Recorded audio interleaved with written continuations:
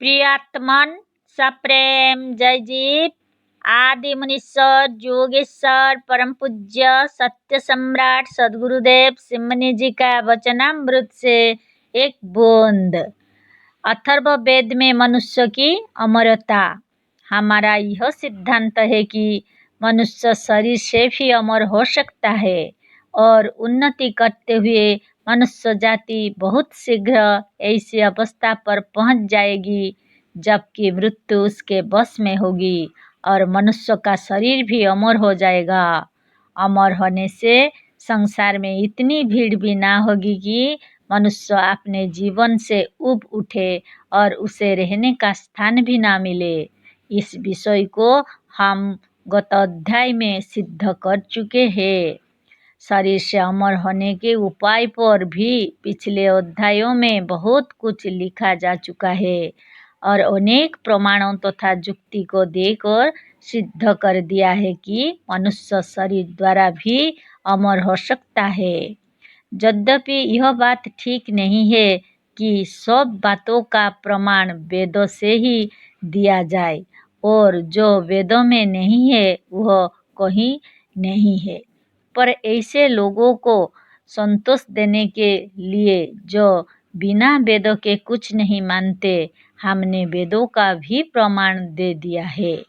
पिछले अध्यायों में जिन वेदों का प्रमाण है उनमें अथर्ववेद नहीं है। अतः इस लेख में आज हम मनुष्य की अमरता व शरीर के अमृतत्व पर अथर्ववेद के मंत्रों का प्रमाण विस्तार के साथ देना चाहते हैं। पृथ्वी का कुछ हिस्सा धीरे धीरे पानी में मिलता रहता है। पृथ्वी के लिए यही जल प्रलय है। पृथ्वी का बहुत बड़ा हिस्सा जो तौल में कोई 1000 टन होगा, नित्य नदियों के प्रवाह में पड़कर और हवा के झोंकों से उड़कर समुद्र में गिरता रहता है। इसी तरह से काल पाक और समुद्र में से कितने नए द्वीप निकलते भी रहते हैं। तात्पर्य कहने का यह है कि लाखों वर्षों में एक बहुत बड़ा द्वीप समुद्र के भीतर चला जाएगा और इसी तरह से लाखों वर्षों में कहीं पर एक महाद्वीप का निकल आना भी संभव है। एक द्वीप के नष्ट हो जाने से सभी मनुष्य नष्ट नहीं हो जाते, किंतु मनुष्य धीरे धीरे खिसकता हुआ दूसरे नए द्वीप में बस जाता है। जैसे इस वक्त कोई लोग कोई जगह से जाकर अमेरिका में बस गए हैं। जैसे लाखों वर्षों में एक द्वीप नष्ट हो जाता है, उसी तरह से अरबों वर्षों के बाद भूगोल भी नष्ट हो जाता है और अरबों वर्षों के बाद उस भूगोल की यह अवस्था हो जाती है कि उस भूगोल के मनुष्य दूसरे भूगोल में चले जाते हैं। इसी तरह से बहुत पहले ब्राह्मण जाति वेदों को लेकर एक दूसरे भूगोल से इस भूगोल पर आकर बस गई। संस्कृत भाषा और वेद इस भूगोल की भाषा व ज्ञान नहीं है। यह इस लोक का ना होने के कारण एक अलौकिक ग्रंथ है। संस्कृत भाषा कहीं किसी देश की कभी मातृभाषा नहीं थी। यह देववाणी है और इस पृथ्वी के देवता ब्राह्मण कहलाते थे जो इस भाषा का ज्ञान रखते थे। आकाश के दूसरे द्युलोक से ब्राह्मण वेदों को लेकर यहाँ आए, इसीलिए यह ब्राह्मण भी यहाँ पर देवता और भूसुर कहलाने लगे। संस्कृत भाषा मनुष्य भाषा नहीं है। वेद इस लोक का ग्रंथ नहीं है। वैदिक भाषा देववाणी और ब्राह्मण देवता है। अतः वेदों का अर्थ लगाना बहुत कठिन है। अब तक जो टीकाएं हुए हैं वो वेदों के अनेक मंत्रों के ठीक अर्थ पर नहीं पहुंच सकी है। 100 में 99 मंत्र अब भी ऐसे है जिसका अर्थ अभी तक कोई लगा नहीं सकता। विषय को हम बहुत विस्तार के साथ लिख सकते हैं, पर यदि लिखे तो इस विषय का एक स्वतंत्र ग्रंथ हो जाएगा, अतः इसे ही छाड़ते हैं और कहना केवल यह चाहते हैं कि यह वेद संसार के आश्चर्यजनक विषयों में से है। वेदों के सिद्धांत अनुसार मनुष्य शरीर से भी अमर हो सकता है। कुछ लोगों ने बिना छानबीन किए यह कह दिया कि वेदों के अनुसार कोई 100 वर्ष से अधिक नहीं जी सकता। यह गलत है। आर्य समाज के प्रवर्तक स्वामी दयानंद सरस्वती ने भी मनुष्य की आयु 100 वर्ष से अधिक नहीं मानी है, पर वेदों में 100 वर्ष से अधिक आयु के अनेक प्रमाण है और दूसरे वेदों के प्रमाणों को पहले लिख चुके हैं। इस लेख में केवल अथर्ववेद के मंत्रों को प्रमाण में उद्धृत करेंगे। अथर्ववेद के 8वां कांड में आयु संबंधी मंत्र भरे हुए हैं। सतं ते अयुतं हायनान दे जुगे त्रीणि चत्वारि कुर्मः इंद्राग्नि विश्वे देवा ते अनुमन्यताम् अहणीयमानः। अर्थ, ते तेरी आयु सततं हायनान 100 वर्ष की हो या 100 वर्ष से बढ़कर, अयुत हायनान 10,000 वर्ष की, अथवा दे जुगे त्रीणि चत्वारि 2 युगों से बढ़कर 3-4 युगों की कुर्म करते हैं। इंद्राग्नि मन और ज्ञान, विश्व देवा तथा दृढ़ विश्वास द्वारा अहणीयमानः बिना संकोच और लज्जा के यही आयु ते अनुमन्यताम तेरे लिए माने और कल्पना करे। मन और मानने में बड़ी शक्ति है, पर यह दृढ़ विश्वास के साथ होना चाहिए। हमने अपने लेखों में यह सिद्ध कर दिया है कि मनुष्य सर्वदा मनमय है। इस शरीर पर मन का ही शासन है। मन शरीर को जैसा चाहे बना सकता है, अतः शरीर को निरोग करके अमर भी मन ही बना सकता है। पर मन को दृढ़ और बलवान बनाने के लिए इस पुरानी भावना को निकाल देना चाहिए कि शरीर अमर नहीं हो सकता, या हो सकता है तो केवल 100 वर्ष तक, इससे अधिक नहीं। यह सब बातें ऊपर के मंत्रों में कही गई है। ऐसे लोग जो वेदों पर बहुत विश्वास करते हैं, इसे देखे, पढ़े और विचार करे। इससे उनका मन बलवान होगा और मन दृढ़ हो जाएगा। अच्छा होगा कि लोग अथर्ववेद के 8वें कांड को कुल पढ़ जाए और उस पर विचार करे। पाठक कहेंगे कि पूर्वोक्त मंत्रों में केवल 2, 3 और 4 युगों की आयु मानी है, पर अमर नहीं माना है। किंतु यह बात नहीं है। 4 ही युग होते हैं, अतः जो 4 युगों तक जीवित रह सकता है वह अमर हो गया। पर नीचे अथर्ववेद के दूसरा मंत्र को लिख रहे हैं, जिसमें साफ साफ शरीर को अमर कहा गया है। नीचे अथर्ववेद के और मंत्र दिए जाते हैं, उन्हें पढ़कर इनके भावार्थ पर विचार कीजिए। देखिए कितने स्पष्ट शब्दों में वेद ने कल्पना शक्ति द्वारा अमरता की संभावना को मनुष्य जाति के लिए स्वीकार किया है। अब हम प्रत्येक मंत्र के नीचे अपने इन सिद्धांतों को व्यक्त करना नहीं चाहते, किंतु पाठकों को चाहिए कि वे स्वयं इन मंत्रों पर विचार करें, और यदि हमारे पाठक विचार करेंगे तो वह स्वयं अमृतत्व के हमारे इन सिद्धांतों पर पहुंच जाएंगे। आत्मा तो अमर ही है, पर इतने ही से मनुष्य को संतोष नहीं है। मनुष्य जाति नित्य नए नए आविष्कारों को करती हुई आगे बढ़ती जा रही है, पर यदि एक दिन मरना ही है तो सारे आविष्कार, सारी उन्नति, सारा धन, सारी प्रतिष्ठा और सारे अधिकार व्यर्थ है। इस बात को मनुष्य खूब समझ रहे हैं और अब सभ्य संसार में स्वास्थ्य की ओर विशेष ध्यान दिया जा रहा है। इतना ही नहीं, सब स्वाभाविक रूप से चाहते हैं कि हम अमर हो जाए और इसका जत्न भी हो रहा है। पतिव्रता स्त्रियां पुनर्जन्म, परलोक और धर्म के विचार से पहले सती हो जाती थी, पर अब बहुत दिनों से यह सब विचार ढीले पड़ गए। उद्धार के भरोसे अब कोई नगद को छोड़ना नहीं चाहता। परलोक और धर्म के नाम पर भी अब लोग जान देने के लिए हृदय से तैयार नहीं है। अब स्त्रियां हृदय से सती नहीं होना चाहती।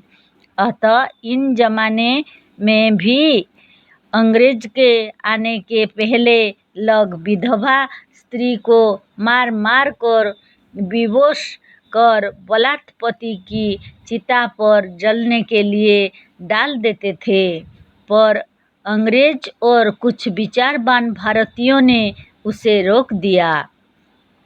पुनर्जन्म को मानते हुए इतना तो मानना ही पड़ेगा कि शरीर को बदल देने से बहुत बड़ी हानि यह होती है कि एक जन्म का परिश्रम से उपार्जन किया हुआ ज्ञान दूसरे जन्म में स्मरण नहीं रहता और दूसरे जन्म में फिर से उतना ही परिश्रम करना पड़ता है। अधिक से अधिक इतना ही होता है कि उसका संस्कार बना रहता है और ज्ञानी को दूसरे जन्म में ज्ञान के उपार्जन में कुछ कम परिश्रम करना पड़ता है। फिर भी और संस्कार रहने पर भी उसे फिर नए मस्तिष्क में नए रूप से लाने के लिए बहुत परिश्रम करना पड़ता है। और दूसरी बात यह है कि ऐसे विचारशील ज्ञानियों की आयु जितनी ही अधिक हो वे उतना ही अधिक ज्ञान उपार्जन कर सकेंगे। जितनी ही अधिक आयु होगी उतना ही अधिक संसार का उपकार कर सकेंगे और अपने अनुभवपूर्ण ज्ञान का उतना ही अधिक प्रचार लिख और बोलकर कर सकेंगे। मर जाने से सब अधूरा रह जाता है और मर जाने से संसार में जितना ज्ञान है वह अब तक अधूरा और अनुभवहीन है। ज्ञान उपार्जन, अनुभव लाभ और ज्ञान उपदेश की दृष्टि से शरीर को स्वस्थ, बलवान और अमर बना देना आवश्यक है। यदि ज्ञानियों और विचारशीलों की आयु बहुत बड़ी होती तो उससे संसार का अनंत लाभ होता और असंख्य वर्षों का यह अनुभवजन्य ज्ञान बहुत ही विचित्र होता। इसी बात को लेकर अथर्ववेद ने भी शरीर को अमर मानने का उपदेश दिया है। वेदों में यही बड़ी विचित्रता है कि उसने शरीर को भी अमर बना डालना असंभव नहीं माना है। वेदों में यही बड़ी विचित्रता है कि उसने शरीर को भी अमर बना डालना असंभव नहीं माना है। आहि आरोहो इमं अमृतम सुखं रथमथ जीविर्विदथम आ बदासी।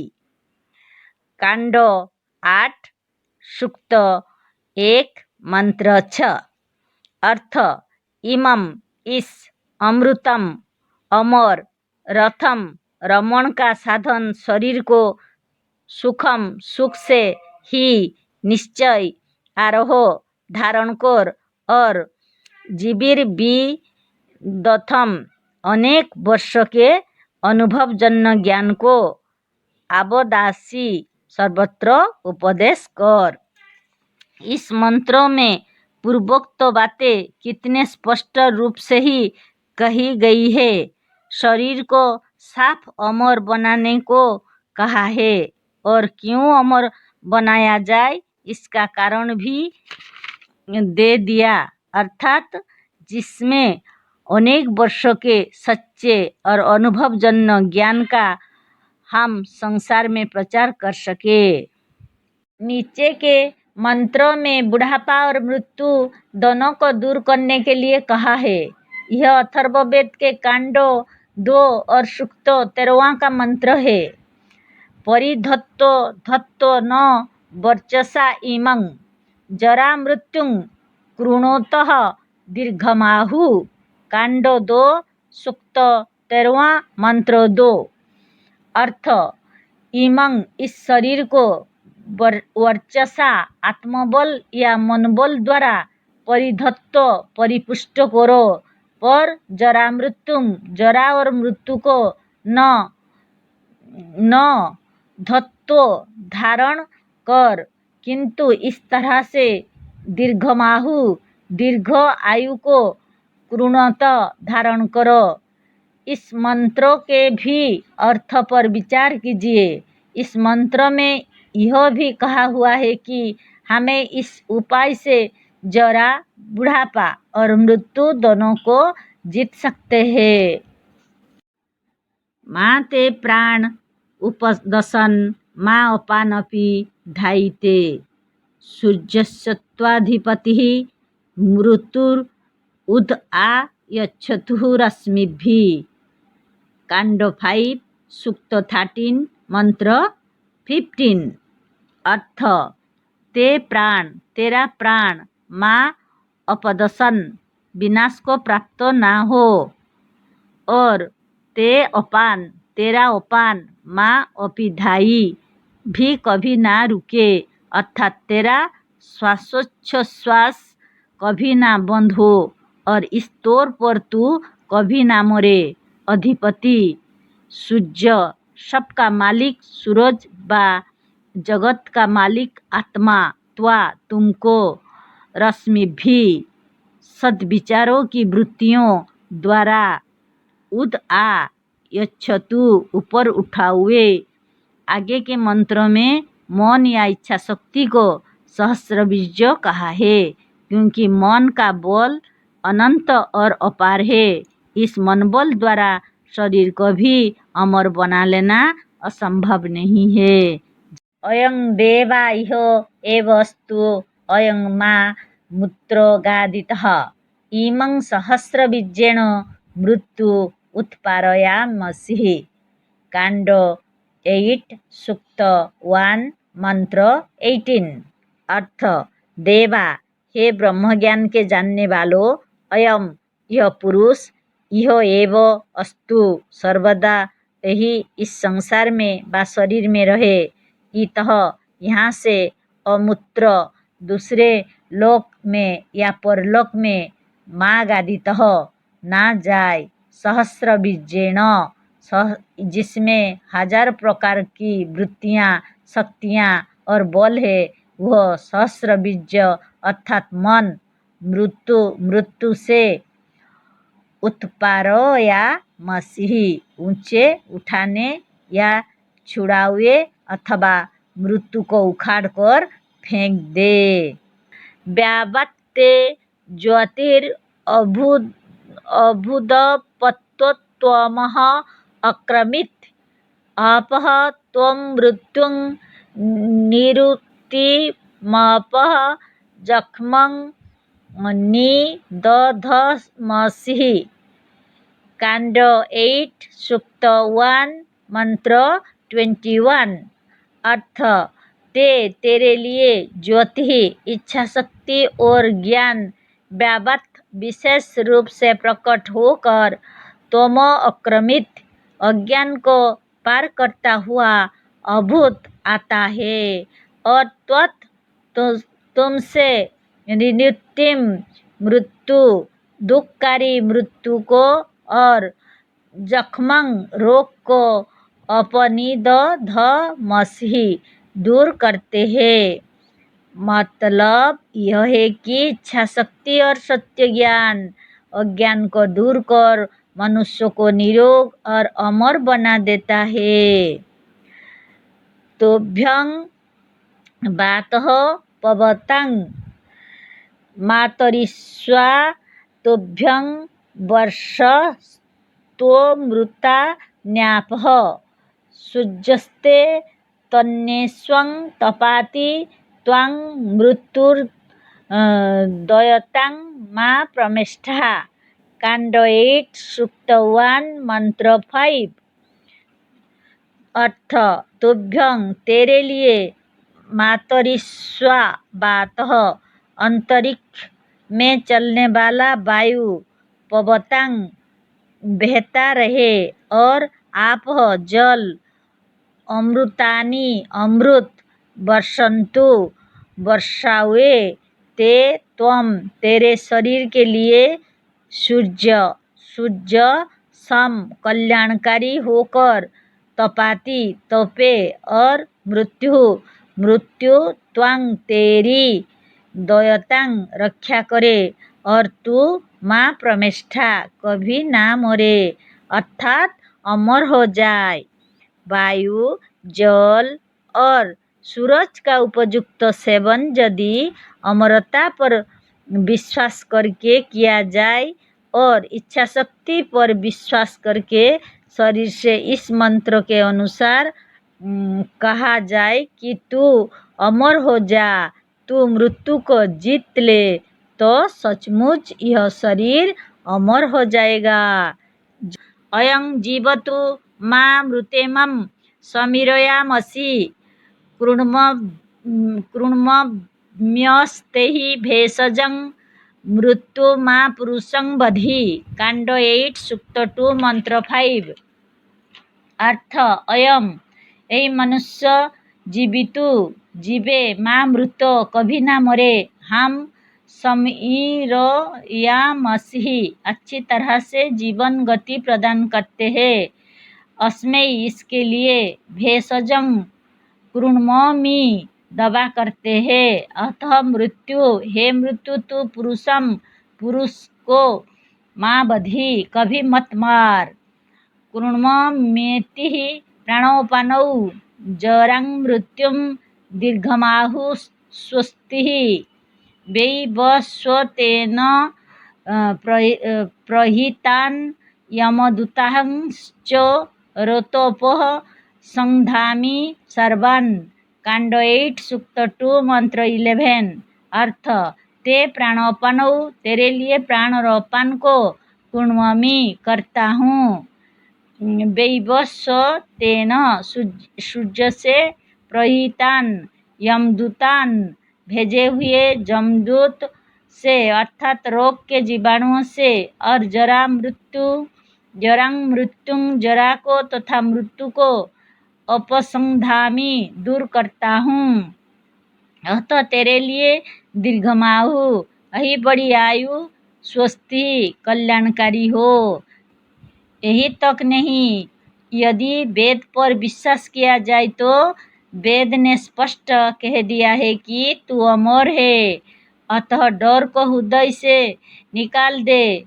मैं सच कहता हूँ कि तू कभी नहीं मरेगा, कभी नहीं मरेगा। देखिए ऐसा एक अथर्ववेद का मंत्र आगे दिया जाता है। स्वरिष्ठ न मरिष्यसि माँ विभे न वै तत्र म्रियन्ते न जानति अधमः तमः। अर्थ स्वरिष्ठ अरिष्ट हे हिंसा से मुक्त अविनाशी मनुष्य न मरिष्यसि तू कभी नहीं मरेगा, कभी नहीं मरेगा। माँ विभे मत डर।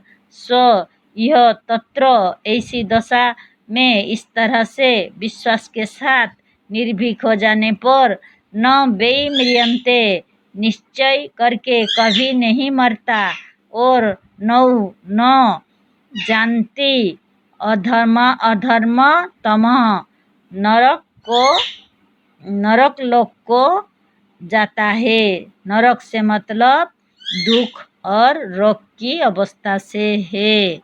मृत्युरीसे द्विपदम मृत्युरीसे चतुष्पदम तस्मात् त्वां मृत्युर्गो गोपते रुद्भरामि स मा विभे। कांड 8 सूक्त 2 मंत्र 23।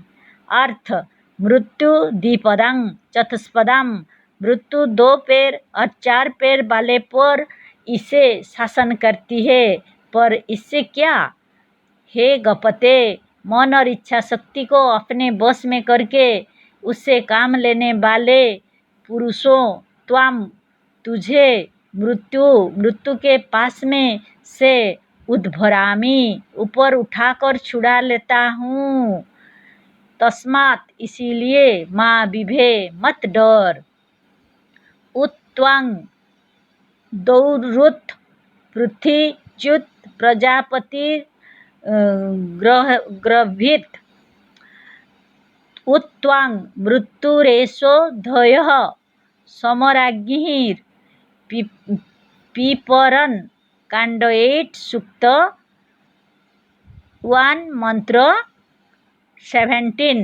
अर्थ दौ आकाश, सूरज मन, आत्मा, त्वांग तुमको, मृत्यु से उत अग्रभित उठावे और बचाए रहे। पृथ्वी उत अग्रभित पृथ्वी बाइच्छा शक्ति भी तुमको मृत्यु से ऊपर उठाए या बचाए रहे।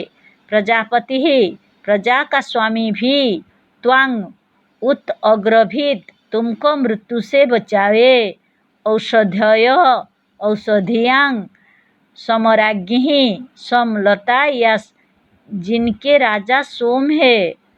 त्वांग मृत्यु तुमको मृत्यु से उत अपि परन उठावे और बचावे। अथर्ववेद के ये मंत्र बहुत ही विचारणीय है। इन पर बार बार विचार करना चाहिए। इसमें शरीर की अमरता का गुप्त रहस्य छिपा हुआ है। बोले सद्गुरुदेव सिंह महाराज की जय। अखिल भूमंडल सर्वशीर मणि मुनि समाज की जय। जय जीव जय जीव जय जीव।